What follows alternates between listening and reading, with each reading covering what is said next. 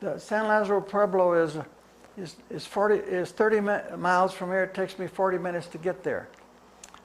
6 miles down a little dirt road through 3 locked gates. But it's a magic place. At one time, 12 to 1,500 people lived there. Buildings were built above the ground, 2 stories high, sometimes 3 stories high. Little kids running around in the year 1400 AD, 1,200 people there. Women are making pottery, men are making rabbit nets, they're wearing feathers in their hat, they have wonderful objects, bows and arrows and pottery and baskets, and everything that they could make, everything that they could make, they did make. Mostly stone and bone tools, but 800 years later, 1,000 years later, the sand has blown in there and covered all of these buildings. You can walk across that Pueblo and see nothing but cactus. Because the Pueblo was, the buildings were built of stone, rocks.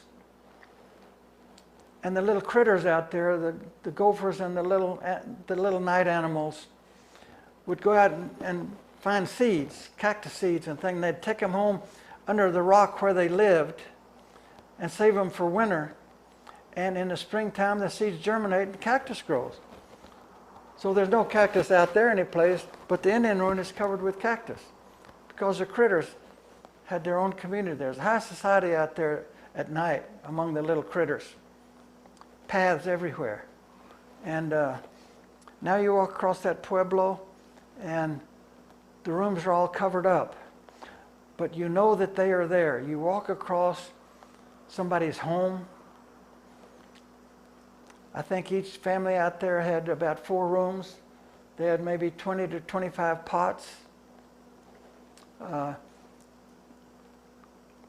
Experience taught them what to do and what not to do. There were no outside windows or doors. They went in through the top because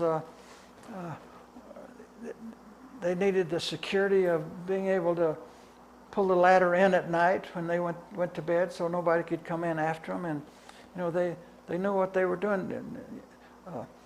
Experience is a good teacher. And but now all of those wonderful things are covered up. And the ground is covered with pottery, with broken pieces of pottery and stone tools, and millions of them. And so you can look at that and in your mind you say, gee, there are 20 million broken pieces of pottery around here.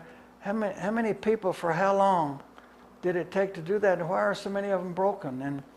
And then you start researching, you learn, you know, that the wood out there burned at 820 degrees, and that's not enough to make stoneware. So if you fill a jar up with water, in an hour it starts to leak out the bottom, so the pottery is getting wet. You put it down and the pottery breaks. They learn by experience that if they're going to cook in a pot, they want to fire it at a low temperature so that when they put it on the coals, it can distribute the heat fairly rapidly and it won't break the pot.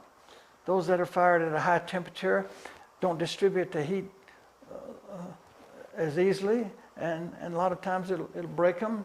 You know, so you learn so much, and every time you use your trowel and you turn over something in the ground that's man-made or man-used, that's a chapter in your book.